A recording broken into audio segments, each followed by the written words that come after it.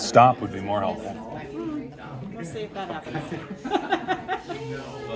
All right, thanks for coming back.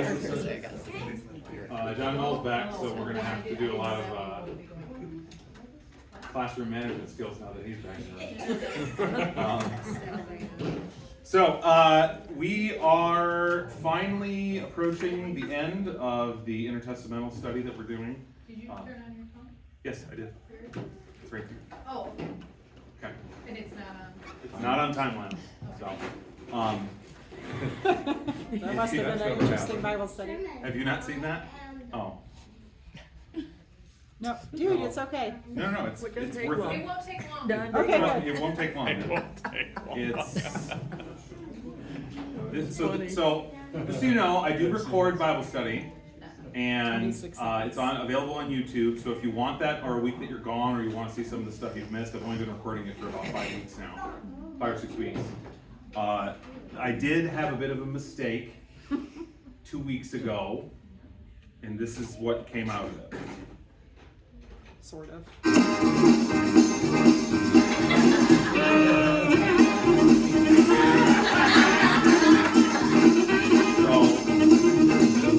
I accidentally took a time lapse, so I got a 20-second video of an hour speaking.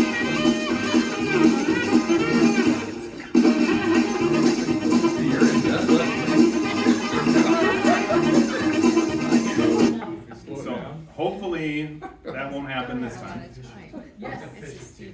Yeah, so that is, hopefully today that won't happen, but I'm pretty sure it doesn't say time lapse on there. Okay.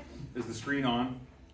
Yes. Good, that's good. Because when it's time lapse, it goes black and then Oh, it lights up, takes a picture, and then goes Screen black. is on, you're good. Good, awesome. All right. So we are approaching the end of the intertestamental study. So if you want, I'll give you the link to one of the videos, or send you a link to my YouTube channel, and you can be my third subscriber. So far, it's me and a guy from Canada. Not even my parents subscribe. But, hi Mom and Dad. And then we have our latest legislator here, and the future school board member, Spencer Milkey. We're approaching the end here, so we're at about 142 BC, and we're going to slide in, move reasonably fast through the Hasmonean period, then the Romans show up, and then eventually we're going to meet this guy named Herod. Does anybody know what this is a picture of? Whose temple? Solomon's. No. Herod? This is the temple that Herod built. So this is a scale model that you can find currently at some museum in Israel, but we're going to talk, and we're going to either today or tomorrow, or maybe if we need it the next week, get to actually the building of Herod's temple, and then we'll actually be hitting the New Testament. And then we've got the Sunday school for everybody else kicks off in earnest on the 8th of September, and I will be starting the Gospel of John that day. And we've got this and 2 more Sundays to finish up what I've got. If we don't need the 3rd Sunday, I'm going to take that one off.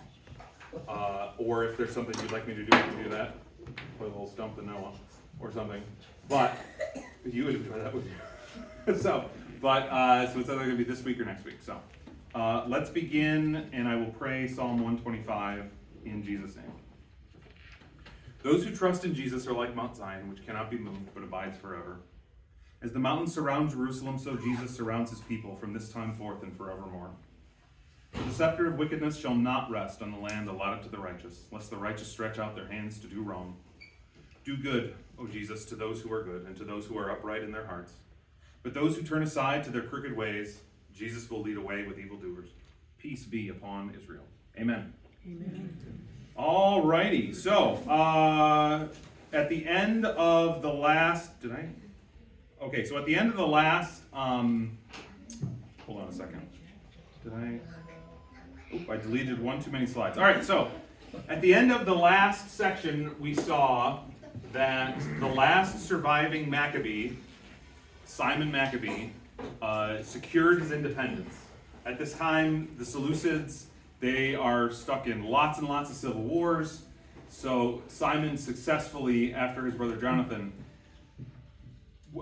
negotiated his way because they would back one of the pretenders to the throne and then another one, and eventually they got their own independence. So this is the global situation in about 135, and if you'll remember, when we started this, Alexander the Great had conquered all this stuff, okay? After he dies, his kingdom breaks up generally into 3 chunks. You've got the Egyptians down here, you've got the Seleucids, you've got some Macedonians up here, and then the Seleucids basically have all this stuff. So by 135, you can see that the Seleucid kingdom is starting to get winnowed away. And eventually we're going to meet these guys called the Parthians, who we've not actually talked much about, but they're going to be a problem for the Greeks and for the Romans for the duration of the Roman Empire. But at this time at 135, Simon successfully captured this little itty bitty area and named it, and he's got his own independent kingdom. They're not being taxed by anybody. Now, are they safe with no threats? Definitely not, but they're an independent kingdom. This is 135 BC. So what happens in 135 is Simon is lured to a banquet in, actually let me back up one more thing, just to give you a little bit of the territory here. So when Judas Maccabeus in 167 begins the revolt, in about 160 his territory is just this little tiny chunk of Judea here. Jonathan eventually conquers a bit of across the Jordan and then expands the kingdom. And then Simon finally, he adds this port over here of Joppa, which is really important economically because now if you want to trade through Palestine, you've got to go through Judea, which means you can charge tariffs, people are there so you can trade with them. So eventually Simon gets this invitation to go to this dinner hosted by this governor of Jericho who's pretty antagonistic to Simon, probably supported by some Seleucids who are trying to retake Judea.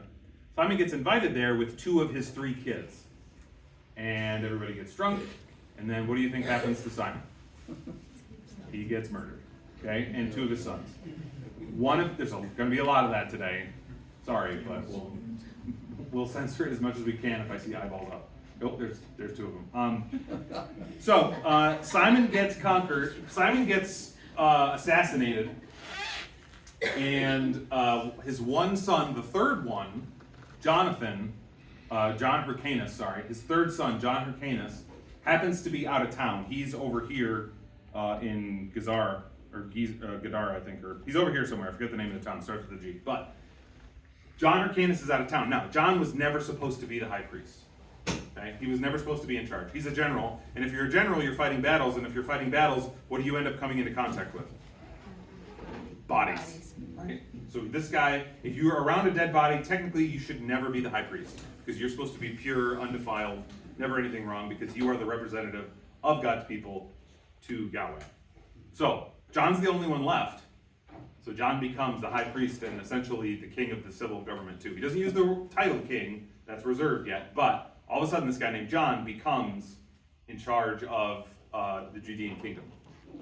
So, let's look a little bit so far where we're at in the family tree here. So up at the top, if you'll remember, Mattathias, he was the old priest at Modin who refused to sacrifice on a pagan altar. And when someone else tried to do it, he killed him and then said, let's all revolt. This is not okay because of all the crazy stuff Antiochus Epiphanes is doing. So then he has 5 sons, the most famous of which is Judas Maccabeus. Does anybody remember what Maccabeus means? The hammer. The hammer, right? So this guy's name is Judah the Hammer, right? Pretty sweet nickname, okay? Eventually, after Judas dies at a battle, Eleazar, remember, his brother, tries to win the battle by killing the opposing general by shoving a sword up his elephant's belly. And if you kill an elephant from underneath, what's going to happen to you? It's going to fall on you, so he dies in that battle. Eventually, Jonathan Aphis becomes the ruler and the high priest. He also gets killed, and then Simon takes over, and then he has 3 sons, 2 of them are killed, and then we meet this guy, John Hyrcanus. So, We're going to talk about this guy for a little bit, but he is the first post-Maccabean ruler and high priest. Now, we don't call it the Maccabean dynasty. Okay, does anybody know what we call this period in Jewish history? The Hasmonean, or Hasmonean. Okay, and it's because in referencing Mattathias, he is the long descendant from a line of high priestly families, where the most famous one was this guy named Asmoneus. So there were generally three families. There was the Onaiads, we heard about them back in the day when we were talking about when Alexander took over. There's the Essenes, we'll talk about them a little bit today, more probably next week. And then there were also the Asmoneans. So from here forward, this whole period here is called the Hasmonean dynasty. Okay? Can anybody read this down here? Who's that? Herod. So he actually marries into this dynasty and eventually becomes king of the entire area. So more fun stuff coming. All right. So let's talk about John Hyrcanus. So he rules from 135 to 104 as prince and high priest. Really important reign. I think it's really important for understanding some of the context of the New Testament and just your general conception of the history of the Holy Land. So, after the assassination of Simon, John gets attacked by the Syrians, by the Seleucids, because they think, oh, well, they're weak, they just lost their ruler, let's go take them over, and we can make them our subjects again. Well, John fights and fights, they get besieged in Jerusalem. Eventually Hyrcanus, I'll call him Hyrcanus from now on. Eventually Hyrcanus says, all right, I'll pay you a bunch of money and I'll even volunteer to be one of your generals. So for about 6 years, he goes off and fights for the Seleucids. And then all of a sudden the Seleucid king dies and John Hyrcanus says, I'm out. He deserts, goes home.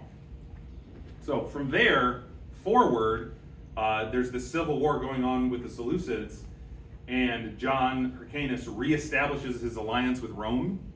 This is the second time they've reestablished their alliance with Rome, and we know what happens eventually. Rome eventually takes over. In the Old Testament, do we remember, were the Israelites supposed to rely on alliances to save their kingdom? No, right? A lot of the reasons why like King Josiah, he dies fighting Pharaoh Necho because he wants to make the Babylonians happy. So he goes off and fights this war that he has nothing to do with, ends up getting killed. Hezekiah shows the Babylonians all of his treasures because the Babylonians aren't the Assyrians and my enemy is my friend. And he tries to make an alliance with the Babylonians, and then what do you know? Later, the Babylonians end up taking over. Here, the Jews keep making alliances with outside forces instead of relying on God. They make an alliance with Rome. Eventually, Rome takes over. So, Hyrcanus expands. He actually goes on the offensive, and this isn't so much by politics as it is by conquest. So this whole area has been fought over for millennia. And after all the Syrian civil wars break out, there's land to be had. So he expands, conquers a little bit on the other side of the Dead Sea. But then the two really important things for context are he conquers Edom, or Idumea, and he conquers Samaria. Okay? Now, the important things about this are he doesn't just conquer them, he forces them to convert. Now, you're an Edomite, you've been living your life, and everything's fine, and then all of a sudden the Jews come down and you lose a war, and what do they tell you have to do to become a Jew? Circumcision. You have to be circumcised, right? Did they want to do that? No. Probably not. Now, some of them did. Okay, there is some evidence that there were willing converts, but a lot of this was conversion at the end of a sword, which had never been done in the history of the Jewish people. So he forcefully converts the Idumeans and does the same thing to the Sumerians. And this is where we can assume Herod the Great's grandparents, maybe great-grandparents, all of a sudden were forced to convert to Judaism. So Herod the Great is involved in this in any way, shape, or form because of this event. Okay? So eventually the Jews are going to be ruled by an Edomite, which should never have happened. But he was a Jew by religion because of this. Okay? Now, In Samaria, right down here at this place called Shechem, right after Alexander the Great conquered the Sumerians, or took over he didn't conquer them. The Sumerians deserted the Persians and went over to the Greeks. What did Alexander the Great do for them? What did he help them build? A temple. What does Hyrcanus do? He goes and destroys it. And this is sort of the last and final straw that results in Samaritans and Jews hating each other forever. Right? So this is post-Assyrian, post-Persian, post-Babylonian. So the Samaritans are a mix of people that stayed behind from the Assyrians and Babylonians, but also people that moved in and learned the Samaritan religion. Well, here, the Jews go in, destroy their temple, tell them their religion is illegal, and now you have to be Jews. And this is the context for why Samaritans in Jesus' time and Jews hate each other so much. Okay? Because of what Hyrcanus did. So, that's the temple at Mount Gerizim. So then later on, we get our first mention in history of the Pharisees. So, do I have this here? I do have this here. So, what do we remember about Pharisees from our memory of the New Testament? What do we know about them? Anybody remember anything about the Pharisees? Were they the good guys? Were they the bad guys? They thought they were the best, but they were the most faithful or religious people of all. Right, so they think that they are just the cat's meow. They think they, Keeping the law. how old am I? They're good at keeping the law. They're good at keeping what they say the law is. Yeah. Right? All these rules. So all these rules about who you can eat with, how you gotta wash your hands, how many times you gotta pray, what we should do with our money. One of the things the Pharisees believed in really strongly is that the king and the high priest should not be the same person. Okay? And in the book of Numbers it says, I will appoint one person to be the high priest and another to be the king. Okay? To be in charge. So the Pharisees get really upset that Hyrcanus has not stepped down. There's a big dinner festival, and Hyrcanus is trying to make friends. So he says to the Pharisees, up until this point, the Pharisees have been fighting in all these wars for independence. And eventually, a lot of the Pharisees say, well, we've got our religious liberty now, so we don't want to fight anymore, because that's all we really care about. Okay? So Hyrcanus is trying to win back the Pharisees, and he's at this meeting, and someone walks up to him and says, you know, you really should step down from the high priesthood. And Hyrcanus says, why should I do that? High priest is, at this point, he's essentially the king if he's a high priest, because he controls everything in the temple, he controls religion, which also means he controls all the money in Jerusalem. So, Hyrcanus says, why should I do that? And the guy says, well, in the book of Numbers, it says it's not supposed to be both. And Hyrcanus says, hey, we're fighting for our life here. We got to keep doing this. And then someone insults Hyrcanus' mother, which is not great. Somebody says to him, well, your mother was a captive of the Seleucids at one point, which means she's unclean, which means you're unclean, which means you can't be the high priest. So, Hyrcanus doesn't like that, right? You don't insult people's mothers if you want to be politically smart. Okay, so Hyrcanus gets really upset, and he flips over to the party called the Sadducees. Okay, that is the more aristocratic party. This is the rich people in Jerusalem. These are the people that control the temple. Okay, we'll talk a little bit more about their beliefs on the next slide. But this is the first big split that we see related to the Hasmonean dynasty and the Pharisees and the Sadducees. So Pharisees want him to step down as the high priest. The Sadducees, they don't care because they just think we just got to do what we got to do to keep the peace because God loves us and we're going to get blessings here, so let's just stay here and not rock the boat. Hyrcanus is doing a good job, let's just leave him there. Okay? Later on, as he's dying, he actually submits to the idea that the Pharisees had, and he tries to split his crown up between his wife. He says, all right, all the civil government, the armies, the taxes, all that stuff, I'm giving that to my wife, and my son, Aristobulus, he's going to be the high priest. Okay? Women can't be high priests, so she'll be effectively the queen, and then Aristobulus, he'll be high priest. So he tries to resolve this issue and make peace with people. Okay? Now, let's stop a little bit and talk about these three main Jewish sects. And there's actually a fourth, but there's not much about them we need to know. So, we hear about, in the Bible, Pharisees and Sadducees a lot. We hear about Herodians. We hear about Hellenists, okay? But the two big ones are really Pharisees and Sadducees. There's a fourth one over here, the Zealots. So there's Zealots over here too.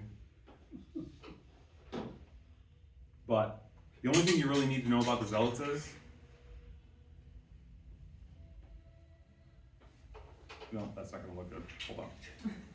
I was going to draw a sword. They want to fight. What else could it Okay.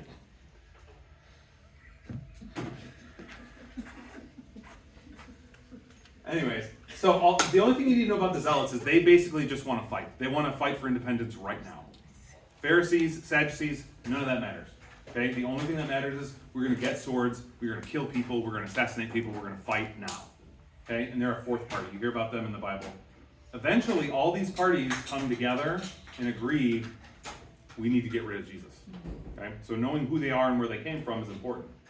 In the book of John, there's a lot of explicit confrontations between Jesus and the Pharisees and Jesus and the Sadducees. Go read John chapter 8 and 9, 7, 8, and 9, and you'll realize Jesus is really not sweet to them. He's very confrontational, calls them rotten people on the inside, and is very, very angry with them. John the Baptist, okay, what does he call the Pharisees? Vipers. You, not just vipers, you brood of vipers, which means you're baby vipers. What do baby vipers do? They eat their mother. Oh. Yeah, so he's not calling them a bunch of vipers. He's saying you're a bunch of baby vipers eating the church because you're so terrible, because you just want to be looked upon as glorious and famous. Okay? So he's not just calling them snakes, he's saying you're mother eating snakes. Okay? So, these three sects here. All right, so first, I'm going to focus on the Pharisees and Sadducees first. So, in general, the Pharisees, like we said, they are ascetics. That means they try and eschew worldly wealth. They try and eschew pleasures. They are in the world, but not of the world. Pharisees were famous for doing lots of charity work, versus Sadducees, who are just going to say, well, we're going to believe in God, but we're still going to do all the stuff around us. We're going to make everything look good. And if we can make money off this, that's fine, because God wants to bless us with money. So we're going to be in the world and of the world. Okay? And then you've got the Essenes over here, who are sort of neither in the world or of the world. The Essenes are a community that, because of this high priest stuff with John Hyrcanus, a bunch of them just say, all right, we're out of here. And they go move to the hills, okay, and leave. Now, we don't really know much about the Essenes, other than the fact that something happened in 1948. Anybody remember what I'm talking about? We found a bunch of stuff in some caves. The Dead Sea Scrolls. Okay, we think the Dead Sea Scrolls are from the Essenes. And we hear from the Dead Sea Scrolls that there was this community that was so upset by everything that was happening in Jerusalem, they just left. They don't get married. They eat very, very little. They're starving. They die early deaths because they're malnourished. And they have tons and tons of rules. You can't join the Essenes until you've been sort of an acolyte for 3 years. You've got to learn to get in. So these guys make Pharisees look like normal humdrum guys. Okay, they're really extreme. They don't even go to the temple for sacrifices anymore because they think it's corrupt because of all the things that the Hasmoneans are doing. All right? So, in terms of law, Pharisees. The Pharisees had, they valued the Old Testament scriptures that they had at the time, but the big thing that they had was they had oral law. So they had a bunch of rules that were passed down from teacher to teacher to teacher to teacher and weren't necessarily written down, but they thought those rules were just as binding as the rules from the Old Testament. Okay? So, this is how we end up with rules like you can take 613 steps on the Sabbath day. Because somewhere, some really wise rabbi or teacher said, well, this is how much you should walk on the Sabbath day. Well, I think I messed up the number. It's not actually 613, but there's some number. There's a number of steps. You can go find it. Okay? This is how Jesus gets in trouble for his disciples picking grain up and eating it on the Sabbath. Okay? This is how Jesus gets in trouble for healing someone of blindness on the Sabbath, right? Like, why? Like, that seems like the most obvious good thing, right? Okay? So the Pharisees are so blinded by their devotion to this oral law that said you can't do anything, you can't even help people on the Sabbath day, that they don't realize that all those prophecies about someone healing the blind and raising the dead are happening right in front of them, and they can't see it because they're so blinded by this oral law. Okay? The Sadducees, they reject all that. They only accept the written law, and they even go so far as to not accept anything after the book of Deuteronomy. Okay? So all the stuff in Samuel and Chronicles and the Old Testament prophets, they don't think any of that stuff is binding. Did they know it? Yes, but they didn't think it was binding. Okay? And that'll play into their the thing about their souls later on. Another one. What else do I want to talk about on this chart? So the Pharisees believe that God actually acts in this world. So I'm looking at it right here now. So they actually believe that God acts in this world. The Sadducees think that God is pretty much removed. He can't even touch it. Okay, he's so removed he doesn't even interact with the world. Okay, and then the Essenes are so far as to think the only time Messiah is going to deal with this world is when he comes and brings the whole thing up. Okay, now this one here, that God is removed from the evil world. Okay, that's a very Hellenized Greek view of the world. Okay, so one of like the things that Plato taught about were these things called the forms. Okay, so the idea is that like there's a chair, but somewhere out in the philosophical world there's like the archetypal chair that is chairness, right? But we could never see that chair, but this chair is an imitation of what that chair looked like. Okay. Now the thing is that chair could never interact with this world, okay, because it's so perfect and wonderful, and there's layers in between us and them. The Sadducees got hoodwinked by a lot of this Hellenist philosophy, where they start to think that God is so removed from this stuff, he would never actually act in this world. So when Jesus comes and starts doing God stuff, they think, nah, couldn't be. This guy's got to be some sort of demon worker, because God would never deign to take on flesh to come into this world, because that would just be dirty and gross, and he would never do that. Right? So, some other ones. In society, like I mentioned, the Pharisees, they're very kind to one another. They're pretty lenient, actually, with people who failed, okay? Where they do lots of works for the poor. If you were, let me put it this way. If you had a daughter who was 15, and she was trying to think about marrying someone, and you knew some families, if you could get your daughter to marry one of the Pharisees, that's a good person. Right? Because they don't go around and get drunk. They don't murder people. They don't steal money. Right? All they want to do is keep the old-time religion, and not mix it with Greek thoughts and ideas. Right? Like I've said before, I have a lot of sympathy for the Pharisaic cause. Okay? Now, they have some of their philosophy and epistemology wrong, but the point is, these were the good guys. Everybody liked the Pharisees because they were upstanding, good and right people, and they did charity work. They donated lots of their money. They did all this stuff to help other people. They had their hands in the muck, helping God's people survive in this troubled time, right? Whereas the Sadducees, their whole goal was, well, we're in charge. We're going to be pure by not being around you. We'll take the temple tax and we'll give you some of the money, but you guys stay over there. And we're going to stay over here. You guys just be over there. Okay? What were you saying, Garrett? Unless it was the Sabbath. Unless it was the Sabbath day. Unless it was the Sabbath, because of course, but the Sabbath rule still stands, right? We are still supposed to rest on the Sabbath, so you're not supposed to be out there selling merchandise, right? But at the same time, as Jesus says, if your son falls down in a well, you should go get him, right? If you have the power to raise someone from the dead on the Sabbath day, you should do it anyway, right? Even if it breaks that law, because it's what's important, is helping God to other people. So, main locations. So the Pharisees are really popular out in rural centers like Galilee, which is sort of the country backwater area. versus the Sadducees are more located in the urban centers.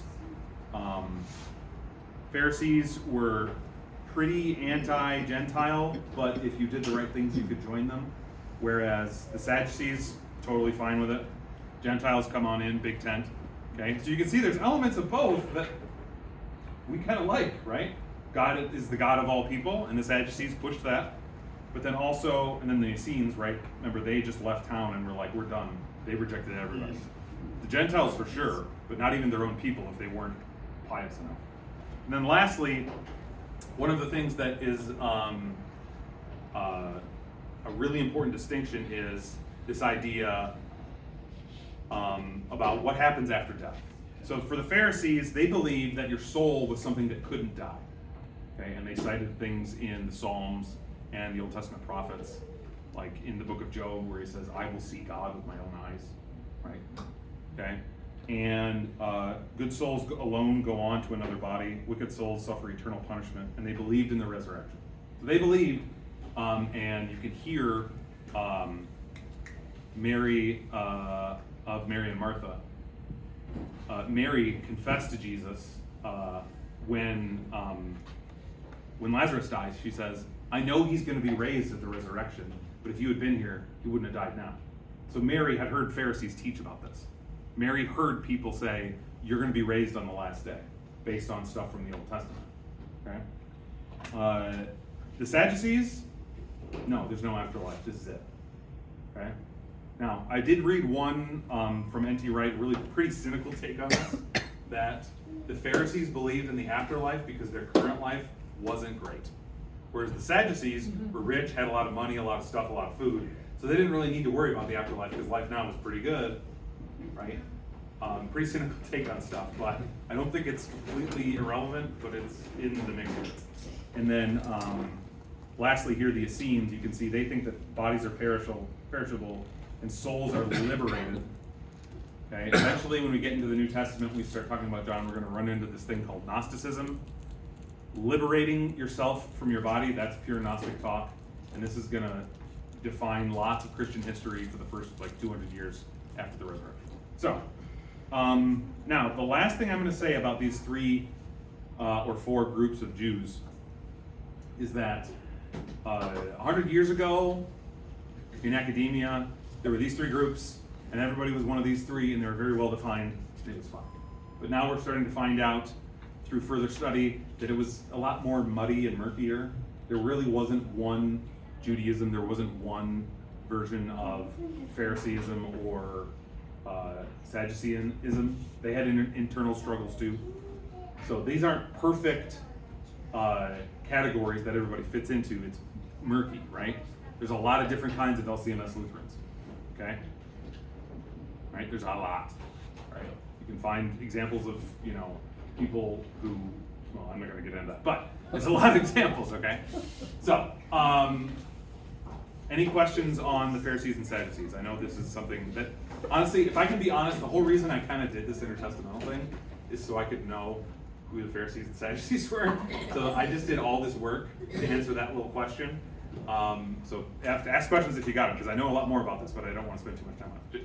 I was just gonna say, I always thought that Jews were Jews, and the leaders that were in that, Jewish leading council were Pharisees or Sadducees. But I didn't think of all the other Jewish people as being one of those. Well, they're basically political parties. That's the way to think of it, right? Now, I don't hold office. I've never voted for a Democrat in my life, but I don't hold office, right? So am I a Republican or not, right? So it depends on how you, so I'm not part of the party, but I still follow some of the things they teach, right? Yeah. Okay. Now, looking at this, the people in local towns would be affected by the Gentiles around them. The people in local towns would be affected by the quality of the teachers that were around them. Okay, and they'd be affected by political events. We're going to find out later on in the story from today about some other incidents that happened that make things blow up between Pharisees and Sadducees. So, but the main distinction is that Sadducees were the high priestly families, the rich people in the big cities, okay? And Pharisees were more preaching out in the country. Pharisees had networks of preachers, and eventually, this governing body called the Sanhedrin forms, okay? It's already formed at this point, okay? And the Sadducees and Pharisees, it sort of flips who's got more control. And I actually watched a bunch of YouTube videos on this, and like, there's a picture of the stone room they meet in, and there's seats that have different colors, and it moves just like you imagine, like the Wikipedia Senate diagrams, right? And eventually, we'll see in a bit here, the Pharisees gain control about 50 years from now, and they don't relinquish it. And then eventually, the temple gets destroyed, and the Sadducees cease to exist. Okay? Most of modern Judaism comes out of the Pharisees, right? The Sadducees were concerned about making sure the temple runs smoothly and the money keeps flowing, and we're going to make sure the temple works because we're clean and pure and you're not, so we're going to make sure the temple works. After the temple gets destroyed in 70 AD, there's no reason for Sadducees anymore. So modern Judaism is an outgrowth of Pharisaism, generally. But it's murky, there's no one Pharisaism, it's not all monolithic. In discussing all the different sects and being political within Judaism, you just said that they were going out and preaching. Was that in terms of evangelism, bringing people in and converting them, and as we do through missions and our neighbors and all? Or was that preaching only to their own? Well, at the synagogue on the Sabbath, they would have readings. You'd go and listen, right? There's an example of Jesus doing that. Because you didn't have to be in Jerusalem for every weekend, right? You only went for the high feast days. So there, they would be preaching to the people. The Pharisees would be in and around town helping not just distribute money and care for the poor, right? That's another great way to evangelize, is to love and care for people with your hands, right? So if you were poor and sick, the Pharisees are the ones you'd go to because they're the ones that actually cared and had the time to But come not help you. necessarily Jewish. But not necessarily Jews. Now, they would be very careful about how they touched you and what the rules were, and they would stand aside and do what they needed to do. But if you touched one of those Gentiles, you can't come to church for a week, right? You got to chill over there and purify yourself. Okay.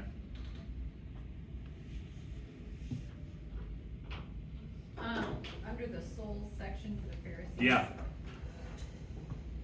So, is that akin to reincarnation, that they, when you say good souls alone go?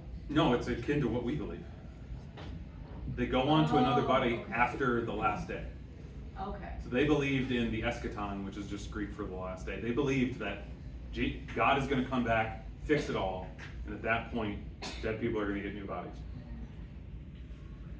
Okay. Good question. Thanks for clarifying that. Any other questions? Okay, this is going to come up in the Gospel of John a lot, so we're going to rehash this again and again and again. But I did this whole intertestamental thing because I wanted to study this, and then I ended up studying a whole bunch of other stuff too. So this has been great for me. I've had a lot of fun. But you can't find a book on who were these sects and who were they and what did they do, because it's really murky and it's really poorly documented. We don't even know for sure if the Essenes are the people that wrote the Dead Sea Scrolls. We don't know much about the Essenes at all, except we know there was a whole chunk of ancient Jerusalem dedicated to the Essenes, which doesn't make sense, but we know it was there, right? So this is all very murky and blurry, but we'll continue to talk about it as we get into the Gospel of John. So, No, can I try and stuff you? yeah. Can you go back one more slide? On the picture of John Hyrcanus, Yes. on the left-hand side, the DIVD. No idea. Okay. That's what I wanted to know. I have no idea. How do you spell Essenes? Is this the one that spells it? No, Essenes. All E's. So do we know, like, for example, when Jesus brought disciples, some Pharisees, some Sadducees, because one of them, says Simon the Zealot. Yes, so Simon was a zealot. Yeah. But do we know? So one of Jesus' disciples was from a group of people that just wanted to kill everybody. Right, but do we know what group the rest were? Most of them were just poor guys trying to scratch out a living. Okay, yeah, I didn't know if they No, One now, Thursday or now, Sadducee or- of the 12 disciples. Yeah, the 12, I mean, yeah. They're mostly just guys trying to scratch out a living. But we know Nicodemus and Joseph of Arimathea, they were Pharisees in the Sanhedrin. Okay, so they got, not elected per se, but they got appointed to the Sanhedrin by the Pharisaic party and by the people from Capernaum to say, all right, this is going to be our representative. Oh, the other thing I wanted to point out to you about these people being out and out in public, it's not just that they're preaching and delivering aid to the poor. This is the government. Remember, it's a theocracy. So they're the ones who decide, oh, your marriage is valid. We're gonna help you collect taxes. We're gonna settle this dispute between you and your buddy over where the property line is, right? So this is the civil government too, okay? They didn't have judges anymore. They had people who adjudicated that, where that was their job, but they don't have, it wasn't like the system we have at all. Right, so you'd go to your local representative and say, hey, Dave over here, he accidentally killed my cow, what do we do about it? Right? We're not mad at each other, but we don't know what the right thing to do is so that we're both pure so we can go to church. Or, I hate that guy, he just killed my cow, I want all his money now. Right? So there's, every lawsuit you can imagine, they had those problems too, and this was the government at the time, because it is a theocracy. So they have a bunch of people, and then on top of this, you have people that are called scribes. Those are basically the people that knew all the case law. They spent all day reading and writing, so they knew all the case law. So if you wanted to settle a dispute, they would actually go and look up precedent, see if this had been covered beforehand. So that idea that in English common law is way predated by ancient Jewish law. Okay, this is way out of line for what's normally around. If you're a Roman at this time and you have a problem, you go up to that guy and that guy does what he wants, and that's the end of the story. That's it, right? But there were scribes that went around who knew all the case law and would try and help solve disputes too. So basically, right back there, like, this court. The Sanhedrin functioned as the Supreme Court too. If everything got really, I almost said spicy. If anything got really, if it was really contentious, it would go to the Sanhedrin. But the scribes were like your local legal expert who would help. Warriors. Yeah, so then, and then the scribes, not every scribe was a Pharisee, not every Pharisee was a scribe, but there was a lot of overlap there, especially out in the country. Any other questions on this? Once again, we'll rehash this a lot as we move forward into the book of John, because it's all over the book of John, right? Okay. So, at the end of Hyrcanus' reign, we can see the Seleucid kingdoms getting even smaller. All of a sudden, we have this big red thing over here. So in the last 30 years, who did what over there? The Romans didn't conquer it, actually. There was a king in this town called Pergamon here, and he, in his will, left this entire thing to the Romans. Yeah. So now the Romans just get that. Now, there were alliances there, and I'm sure there were deals made, but the traditional story is all this part of Turkey gets willed to the people of Rome. Okay? The Seleucid kingdom is starting to collapse. The Armenians are getting strong. The Parthians are starting to come over more. But now we actually have our own little Judean kingdom. We also have this kingdom over here called the Nabatean kingdom, or the Nabateans. Those are Arabs that live along the coast and in the desert southeast of Jerusalem. And they're going to play a role in like Herod's rise and stuff. And we see in the Bible Jesus meets, or the disciples meet and talk with some Nabateans. So, in 103, John Hyrcanus dies, and remember in his will he tried to split the kingdom between his wife as the general and his son as the high priest. Now his wife not as the general, but as the civil ruler, as the queen, and then his son as the high priest. Well, his son Aristobulus I says, no, I'm going to be the one in charge as well. Okay? So he seizes the crown and throws his mom in prison, and she starves. Yes. There's a lot of that. There's more coming. Was he the one who was the high priest? He was he was appointed the high priest by his father's will, Yeah, now he wants but he all- wanted the crown too. So, he imprisons. That's not a high priest throwing bombs. Yeah. So, he imprisons all his brothers except for one named Antigonus. He may have been the first one to use the title king. It was either him or the next guy, Alexander Jannaeus, it's not entirely clear. But using the title king, because before Simon had called himself a prince, so I'm important, but I'm not a king. And Aristobulus is like, no, I'm the king. And remember, who is the king supposed to come from? Judah. And he's not a Judahite. He's a Levite. He's a priest of the line of Aaron. Okay? So he's a high priest, so this should not be legally possible to have a Levite king. But he just says, I'm the king. Okay? So, he throws all his brothers except his chosen, I'm not going to have everybody killed because then I'll look too crazy. I'll just have 3 of them thrown in prison, okay, after I imprison my mom. He's married to this woman named Salome Alexandra, and they had been married for some time when he took the throne, and they were childless. Salome eventually goes on to have children with other people, so that means the problem wasn't with her, it was with him. So he starts to get paranoid. Well, first of all, really important for the story of salvation, he goes and he conquers Galilee. Okay, so this region up here. Why is Galilee important? Nazareth, that's where Jesus grew up. That's where Jesus did most of his ministry, is up in Galilee. Right? So, this is the thing that finally gets Galilee into the sphere of influence of the Jewish people. Okay? They conquer this area, either by forced conversion or they start exporting people. Because if you live down in Judea, hey, there's a whole bunch of land up there. Okay? And this area is pretty fertile compared to Jerusalem. Plus, there's this lake here that actually has fish in it. Okay? As opposed to the Dead Sea that's so salty it's really hard to find stuff in there. So the Sea of Galilee up here, really great for fishing. Okay? We're going to meet some fishermen in the book of John. Okay? I think this is all probably ringing some bells in the room. All right? So, he conquers Galilee, which brings Galilee under the Jewish sphere of influence, which allows people to start moving there, which is really important for our salvation story. At the end, he becomes king in 104. He immediately conquers Galilee, and then he starts to get scared that his brothers are coming for his throne. This guy's really paranoid.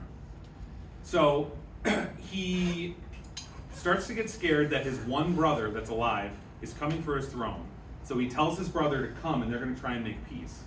So he sends a message to him saying, come to me unarmed, don't wear any armor or swords. Well, Aristobulus' wife, Salome, knows Aristobulus is sick, and he's dying. There's a lot of appendicitis going around back then, okay? Remember, Alcimus died suddenly of a stroke. Antiochus Epiphanes had great intestinal pain, could have been appendicitis. He dies suddenly of stomach issues, okay? Salome knows Aristobulus is dying, but she thinks, this is the story, she thinks that if Antigonus becomes her husband, he's just going to have her killed because she's old and she doesn't want to get killed, and she still wants to be able to have children and live a life, right? So she tells Antigonus, when you come to this meeting, come armed, as opposed to what the actual message was, come unarmed. So Antigonus comes in the room, armored to the hilt with guards behind him. Aristobulus says, whoa, what are you doing? This is scary. Has him killed because he thinks he's coming for his throne. So he eventually kills his one remaining brother. Salome Alexandra, then after Aristobulus dies, marries one of his imprisoned brothers, Alexander Jannaeus. So he becomes king after this. Okay? There's a lot of this going on. It's not wholesome, I'll say. Okay? So, what'd you say, Garrett? What is happening? Yeah, so it's pretty rough here. Now, Alexander Jannaeus, really important for distinctions between the Sadducees and Pharisees. So he eventually goes and he captures Gaza. You've probably heard of that recently. More of Edom and some of Nabatea. And this part over here, beyond the Jordan, forcefully converts the Itureans, and reconquers Mount Carmel up here. So he's there, and he takes this port here, which used to be a Nabatean port. So now the Nabateans have no way to access the Mediterranean Sea. That's going to lead to some conflict down the road, okay, between the Nabateans and more Herod than any of the Jews. But eventually he starts going into war against the Ptolemies. He's got pretty Sadducean leanings. And in 99 BC, something happens at the Feast of Sukkot, which is the Feast of Tabernacles. So, to remind you, Feast of Tabernacles is when the Jews celebrate, it's basically their harvest festival, but it's also when they celebrate that God provided for them in the wilderness. So you would all build these special, not tents, because they had like wood posts and a roof and stuff, but you'd have these temporary dwellings outside, you'd decorate them with food, you'd put curtains over the side, and you'd live out there and eat out there, and it was basically a big party. You weren't allowed to fast during this. It was illegal to fast, right? This is a party. You're going to have fun now, I specifically requested, right? Okay, so you're gonna have fun now. So during this, there came to be a ceremony, which we talked about earlier in the Ezra Nehemiah thing, where the high priest would take water from the pool of Siloam, which is the pool at the south end of Jerusalem, and pour it on the altar, okay, to purify the altar and say, God has provided for us even this pure water. Well, Aristobulus, because he doesn't like the Pharisees, who really wanted everything done the exact right way with the exact right liturgy, you got to do everything right, okay, Aristobulus takes this water and he pours it on the ground by his feet. So, then, Wait, Aristobulus? or sorry, not Aristobulus, Alexander Jannaeus, thank you. So Jannaeus here. Okay, Jannaeus decides just to make some people angry and he pours it on the ground. So eventually, you know what happens to him first? He gets pelted with lemons. So part of this festival were these special fruits, and there's a name that I can't pronounce, but it's an old citrus fruit that was native to the region, and you had to have those with you for part of the festival. So he does this thing, so the crowd of people start getting angry and they start chucking lemons at him. Yeah, okay? So, so eventually, because of all the times that he makes the Pharisees angry, a civil war breaks out, okay? Tons of people die, right? Especially Pharisees. He kills a bunch of Pharisees. So the Pharisees, in their civil war, you know what they do? They turn to the Seleucids. And that makes everybody angry. And that basically ends the civil war. Okay, because all of a sudden, all of the public support, because the Pharisees tried to go get Seleucid help, the local people who aren't part of the political party say, this is nuts. We're going to go back to Jannaeus so we can get these foreigners out. So that ends the civil war. But after that, not the worst thing I didn't tell you about, but one of the worst things that happens in this entire story, Jannaeus has a big festival at this palace, and outside the palace on the ground, there's 800 crosses with Pharisees on them. And while they were on the crosses, he killed their wives and children in front of them. Yeah. So, political violence, civil war, things are not good. Okay? Eventually, these civil wars are going to cause the Romans to come in, who are all too happy to come in and say, hey, we're here now, and take over. So, he eventually dies after conquering all of his territory, and at his death, so remember, he marries Salome Alexandra, his dead brother's wife. And, excuse me, Salome Alexandra was actually a Pharisee. So this whole time he's doing stuff, his angry wife, who actually bears children with him, is a Pharisee, and he's doing all this stuff to the Pharisees. At his deathbed, it's rumored that he said to his wife, and who knows if this is real, but it said, throw your lot in with the Pharisees, be good to them, because he realizes all the trouble he's caused. So then after this, we get in 84 BC, so this is right in the middle of his reign. I wanted to show you the global empire. Parthia has captured almost all of the Seleucid Empire now. The Romans are moving across Turkey. They've captured over here in Cyrene. And you can see that Judea is approaching the same size as the Seleucid Empire. Right? This is about as big as Judea is ever going to get. So there's a global situation. So Alexander Jannaeus dies, and we get a queen in her own right. So there had been queens in Israel before, or people who were in charge. Okay. The other queen was Athaliah, who's terrible, and you should not be like, if you're, I don't want to get into feminism, but if you're like, hey, there was a Queen Athaliah in the Old Testament, she was really bad, so don't point to her, point to this lady, right? Okay. So she lets all the Pharisees come back that were exiled because of this war. She restores all the festivals. She doesn't like the Sadducean influence over the temple, so she starts reinstituting the temple tax. So everybody in Judea has to give money to the temple to help it run, so that the temple doesn't rely on rich families anymore. And then she also institutes compulsory education. So we've got common law, we've got compulsory education. This is way ahead of its time, right? So there's a lot of really interesting stuff about these times. And then lastly, because she can't be the high priest, she appoints her son, Hyrcanus II, as high priest. And for 9 years here, things are actually kind of calm. Okay? She doesn't conquer any new territory, but there's no civil wars. Everybody relaxes for a bit, and everything calms down. Okay? After this, we end up with another civil war, and that's where we'll kick off next time. Okay? Between her two sons.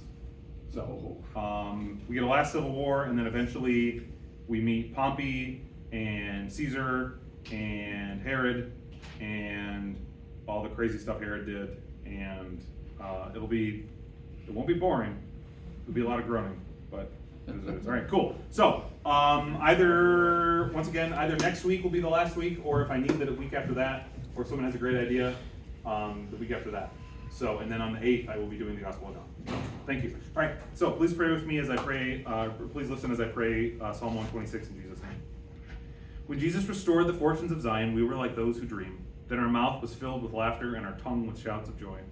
Then they said among the nations, the Lord has done great things for them. Jesus has done great things for us. We are glad. Restore our fortunes, O Jesus, like streams in the Negev. Those who sow in tears shall reap with shouts of joy. He who goes out weeping, bearing the seed for sowing, shall come home with shouts of joy, bringing his sheaves with him. Amen. Thank you. Thank you. You stop that for me?